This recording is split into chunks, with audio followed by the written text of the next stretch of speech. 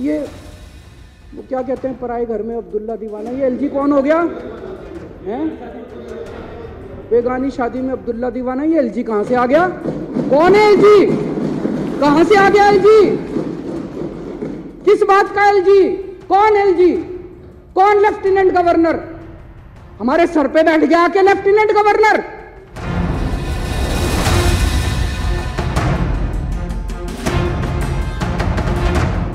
दिल्ली का बॉस कौन है, ये जंग नई नहीं है बल्कि सालों पुरानी है। मामला सुप्रीम कोर्ट तक पहुंचा था और कोर्ट ने कहा था कि दिल्ली का असली बॉस चुनी हुई सरकार है, लेकिन केंद्र सरकार ने एक बिल पास करके उपराज्यपाल को बोझ बना दिया। इसी बीच ये भी किसी से छिपा नहीं है कि उपराज्यपाल और केजरीवाल सरकार के बीच जुबानी जंग अब ज्यादा तेज हो चली है। अभी कुछ दिनों पहले ही दिल्ली के उपराज्यपाल ने केजरीवाल पर तंज कसते हुए कहा था कि कुछ लोग आईआईटी से डिग्री लेने के बाद भी अशिक्षित रह जाते हैं। ये बयान दिया था दिल्ली के उपराज्यपाल वीके सक्सेना ने, जिसकी चर्चा भी खूब हुई थी। कुछ लोग आईआईटी से डिग्री लेने के बावजूद भी अशिक्षित रह जाते हैं। कभी भी किसी को अपनी डिग्री पर गुमान नहीं होना चाहिए। लेकिन केजरीवाल सरकार एक बार फिर से सुप्रीम कोर्ट पहुंची है और सुप्रीम कोर्ट ने उपराज्यपाल से तीखा सवाल पूछा है। क्या है पूरी लड़ाई, बताऊंगा आपको इस रिपोर्ट में। नमस्कार, एनएमएफ न्यूज देख रहे हैं आप, मैं हूं आपके साथ अभिषेक पुंडीर। पहले आपको बता दूं कि केजरीवाल दिल्ली के एलजी के बारे में क्या सोचते हैं। 2 बार ऑब्जेक्शन लगा के भेजा, तो जब बार बार ऑब्जेक्शन लगाया जाता है, एलजी साहब कह रहे हैं ना कि मैंने तो मना थोड़ी किया।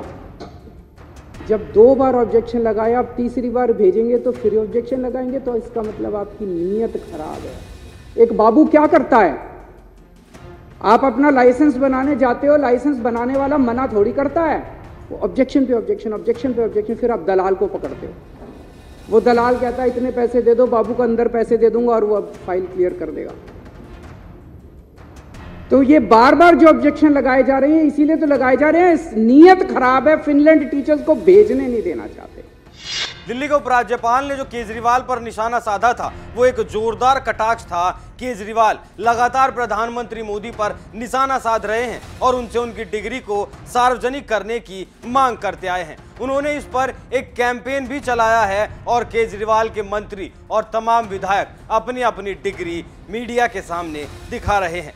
इस बयान के बाद दिल्ली सरकार और उपराज्यपाल की लड़ाई एक बार फिर से अखाड़े में आ गई। इसी बीच सुप्रीम कोर्ट की तरफ से एक अहम टिप्पणी सामने आई है, जिसे लेकर दिल्ली सरकार अब एलजी पर निशाना साधने में लगी है। दरअसल 10 अप्रैल को सुप्रीम कोर्ट की तरफ से एलजी पर एक सख्त टिप्पणी की गई। इस टिप्पणी में सुप्रीम कोर्ट ने एलजी से सवाल किया है, उपराज्यपाल मंत्री परिषद की सलाह के बिना कैसे काम कर सकते हैं।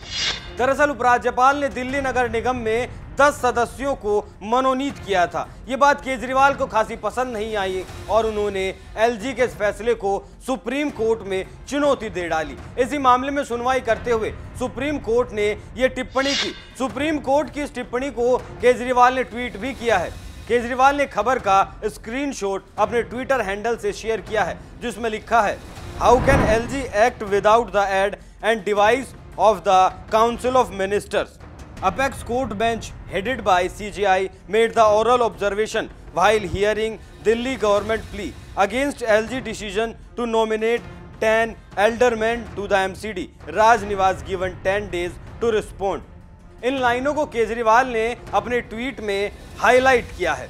सुप्रीम कोर्ट ने इससे पहले दिल्ली सरकार की याचिका पर एक नोटिस भी जारी किया था। आम आदमी पार्टी ने इस मामले में 10 मनोनीत सदस्यों की सदस्यता को रद्द करने की मांग की है। सुप्रीम कोर्ट ने अब इस याचिका पर जवाब दाखिल करने के लिए अतिरिक्त सॉलिसिटर जनरल संजय जैन की अपील पर एलजी ऑफिस को 10 दिनों का वक्त दिया है। सुप्रीम कोर्ट के Chief justice DY Chandrachud, Justice PS Narasimha और जस्टिस जेबी पादरीवाला की बेंच ने मामले पर सुनवाई करते हुए कहा, उपराज्यपाल मंत्री परिषद की सहायता और सलाह के बिना फैसला कैसे ले सकते हैं। यह सहायता और सलाह पर किया जाता है। इस पूरी सुनवाई के दौरान राष्ट्रीय राजधानी क्षेत्र शासन अधिनियम मतलब एनसीटी का भी जिक्र किया गया है। इसे भी एक अलग याचिका के जरिए सुप्रीम कोर्ट में चुनौती दी गई। अतिरिक्त सॉलिसिटर जनरल ने शुरुआत में कहा कि जीएनसीडीटी अधिनियम की धारा 44 में संशोधन सुप्रीम कोर्ट की एक संविधान पीठ में 2018 के फैसले के बाद किया गया था। अब इस पूरे मामले को समझने के लिए इसकी पूरी क्रोनोलॉजी को समझना जरूरी है। ये पहली दफा नहीं है जब सुप्रीम कोर्ट ने एलजी के अधिकारों पर सवाल उठाए हों। इससे पहले भी सुप्रीम कोर्ट की संवैधानिक बेंच ने कामकाज को लेकर एलजी को बताया था कि वो सरकार के कामकाज में खलल नहीं डाल सकते। इसी के साथ ही सुप्रीम कोर्ट ने दिल्ली का बॉस भी तय कर दिया था। कई सालों से चले आ रहे इस विवाद में आखिरकार 4 जुलाई 2018 को सुप्रीम कोर्ट ने अपना फैसला सुना दिया। इस फैसले में सुप्रीम कोर्ट ने साफ और सीधे शब्दों में कहा कि जिस सरकार को दिल्ली की जनता ने चुना है वही दिल्ली की असली सरकार होगी और उसे कुछ मामलों को छोड़कर किसी भी मामले में फैसले लेने का पूरा अधिकार है। सिर्फ पुलिस, जमीन और कानून व्यवस्था के मामले में दिल्ली सरकार दखलंदाजी नहीं कर सकती और बाकी के मामलों में उपराज्यपाल दखलंदाजी नहीं कर सकते हैं। साथ ही सुप्रीम कोर्ट ने यह भी साफ किया कि rarest of the rare case में ही राज्यपाल दखल दे सकते हैं। हर मामले में एलजी दखलंदाजी नहीं कर सकते हैं। इस दौरान सुप्रीम कोर्ट का यह भी कहना था कि इस मामले में अराजकता की कोई जगह नहीं है, सभी अपनी जिम्मेदारियों का अच्छे से पालन करें और एलजी किसी भी मामले पर रोक ना लगाएं। सुप्रीम कोर्ट की इस टिप्पणी पर दिल्ली के आम आदमी सरकार ने खूब जश्न मनाया था। सुप्रीम कोर्ट के फैसले को केजरीवाल सरकार ने उसका स्वागत करते हुए इसे लोकतंत्र की जीत बताया था। हालांकि इसके बाद केंद्र सरकार मैदान में आई और इस कानून लागू करके चुनी हुई सरकार के पर कतरने का काम किया। केंद्र की तरफ से संसद में एक बिल पास किया गया जिसमें कहा गया दिल्ली में सरकार का मतलब उपराज्यपाल है। Government of national capital territory of Delhi bill 2021 को भारी हंगामे के बीच दोनों सदनों से पास करा लिया गया। इसके बाद इसे नोटिफाई भी कर दिया गया। हालांकि बाद में दिल्ली सरकार ने इस नोटिफिकेशन के खिलाफ सुप्रीम कोर्ट में याचिका दायर कर दी। एनसीटी बिल में क्या क्या कहा गया है वो भी सुनिए। विधानसभा की शक्तियों के दायरे से बाहर किसी भी मामले में एलजी की मंजूरी लेना जरूरी होगा, यानी एडिशनल कैटेगरी वाले बिलों पर एलजी रोक लगा सकते हैं।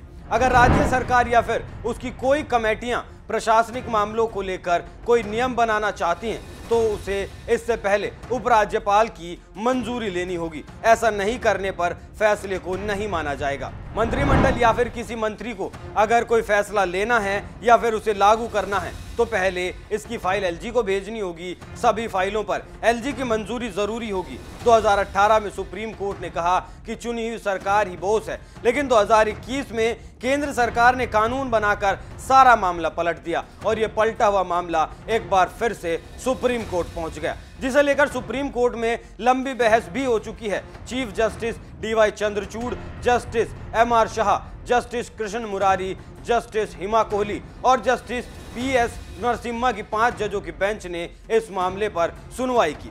जनवरी में हुई सुनवाई के दौरान भी सुप्रीम कोर्ट ने इस मामले को लेकर तल्ख टिप्पणी की थी। केंद्र सरकार की तरफ से पेश हुए सॉलिसिटर जनरल तुषार मेहता से सीजेआई चंद्रचूड़ ने कहा था अगर केंद्र सरकार के फैसले और कहने पर ही प्रशासन चलाना है तो चुनी हुई सरकार का क्या मतलब है। फिलहाल दिल्ली सरकार को इस मामले में सुप्रीम कोर्ट के फैसले का इंतजार है। जहां एक लड़ाई कानूनी तौर पर कोर्ट में चल रही है, वहीं दूसरी तरफ दिल्ली के एलजी और मुख्यमंत्री एक दूसरे के आमने सामने हैं। वहीं दिल्ली सरकार के मंत्री लगातार एलजी पर आरोप लगा रहे हैं कि वो सरकार के कामकाज का क्रेडिट लेते हैं। केजरीवाल सरकार अपनी मनमानी से काम करना चाहती है और राज्यपाल काम की समीक्षा करना चाहते हैं। यानी फिलहाल ये लड़ाई खत्म होने की जगह बढ़ती दिख रही है। अब देखना दिलचस्प होगा कि सुप्रीम कोर्ट किसके हक में फैसला देता है। केंद्र सरकार के बनाए कानून को रद्द करके चुनी हुई सरकार के हक में फैसला आता है या फिर राज्यपाल के साथ ही सरकार को चलाने का